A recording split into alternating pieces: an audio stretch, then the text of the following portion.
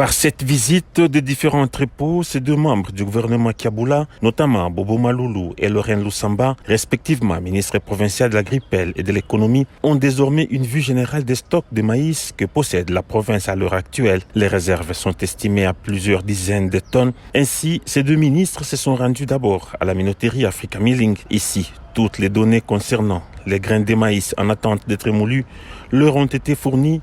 Et ne se sont pas seulement contentés des explications, mais ils sont allés visiter les maïs dans le silo. Bobo Maloulou et Lorraine Lusamba ont par la même occasion exprimé leur souhait de renforcer le partenariat entre la minoterie et le gouvernement provincial.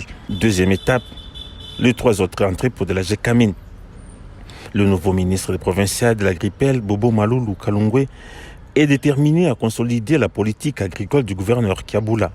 Nous sommes un ministère de production et le ministère de l'économie, c'est le ministère de transformation. C'est le ministère de l'économie qui doit transformer le maïs en farine. C'est pourquoi il a fallu cette descente pour se rendre compte, connaître le tonnage qui va nous permettre de voir si on peut recourir à gauche ou à droite, ou soit ça peut suffire donc toute notre population du Haut-Katanga.